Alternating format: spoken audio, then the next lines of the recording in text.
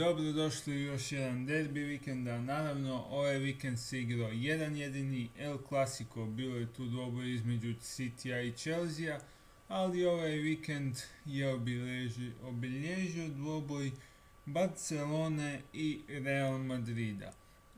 Bilo je vrlo interesantno, a na kraju je Barcelona zajedno sa Realom podijelila bodove. Možemo reći kako je bila fair i korektna utakmica oba dvaju timova koji se bore za naslov španjolskog nogometnog prvaka.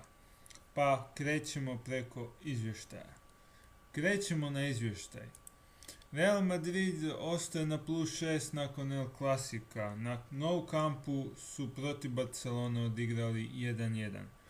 Nakon početnog ispitivanja snaga Barca se malo otvorila, a prvi su put zaprijetili u 10. minuti. Kada je Neymar ubacio s lijeve strane, Andre Gomes nije došao do lopte, no zato je Roberto, čiji je udarac blokirao Ramos. Tražili su Katalonci 11 zbog navodnog igranja rukom, no sudac je opravdano pokazao samo da se igra dalje. Cristiano Ronaldo glavom je zaprijetio u 16. minuti, ali bio je to lagan zadatak za Ter Stegena. U 18. minuti Messi je dobio priliku iz slobodnog udarca s 20 metara iskosa s desne strane, no udarac je bio slab. Suarez je u 21. minuti bio u izglednijoj prilici, pucao je s 12 metara, ali Varane je to blokirao u posljednji trenutak. I na drugoj strani dobar blok samo 2 minute kasnije, ovog puta nakon pokušaja Benzeme s 10 metara. U 32. minuti udarcem s ruba 16 zaprijetio je Marcelo, no bez opasnosti za Ter Stegena. Dobro je u 36. minuti pucao Cristiano Ronaldo iskosa s lijeve strane s 10 metara, ali točno u Ter Stegena koji je to odbio u korner. Samo 2 minute kasnije opet je Portugalac bio opasan, izbacio 2 braniča, no udarac špicom s 10 metara opet ravno u vratara Barcelone. U 44. minuti zatresla se vratnica gola Barcelone, Benzema je povukao i ušao 16, a ubačaj je od Pikea završio na vratnici pa u korneru. Nakon ubačaja iz kuta pucao je Varane, ali Ter Stegen je opet bio na mjestu. Barca je povela iz prve prave prilike u nastavku. Neymar je u 53. minuti ubacio, a Suarez izbjegao pažnji obrane Reala i glavom s 4 metara zabio za 1-0. Samo 7 minuta kasnije Nou Camp je se još jednom digao na noge, no ovog puta zbog ulaska Andreasa Inieste, koji se vratio nakon pauze od mjesec i pol dana. Zamijenio je Ivana Rakitića. Neymar je u 68. minuti imao sjajnu priliku da udvostruči vodstvo Barcelone, no iako su već svi vidjeli 2-0, nakon što je izbacio Carvahala, njegov udarac sa 7-8 metara prohurio je preko gola. Samo minutu kasnije pucao Iniesta, ali obranio je to navas.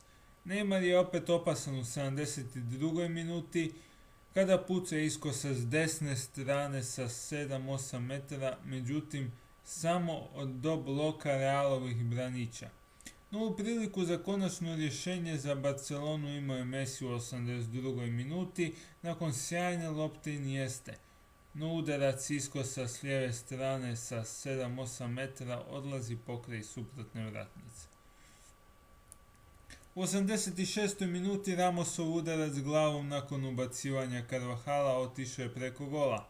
Samo 2 minute kasnije odlična prilika za Real. Cristiano Ronaldo dočekao je ubačaj na drugoj vratnici i glavom pucao, no Alba je to blokirao i odbio u korner. Do izjednačenja Real je stigao u 90. minuti, kada je u slobodan udarac iskosa s lijeve strane izveo Luka Modrić. Loptu je poslao točno na glavu Sergija Ramosa koji je zabio za 1-1. No to nije bio kraj. Nakon jednog prekida Navas izletio i odbio loptu do Sergija Roberta koji glavom puca sa 17 metara, no Casemiro to vadi s crte za veliki bod Reala na Nou Campu. I to je izvještaj utakmice.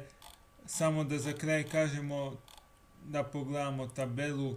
Barcelona je prva sa 34 boda, slijedi Real Madrid je prvi sa 34 boda, slijedi Barcelona s 28 bodova. Znači Real je u velikoj prednosti, još nije uspio izgubiti na ovom El Clasicu, tako da Realu za sad ide fenomenalno i favorit je za osvajanje naslova prvaka Španjolske.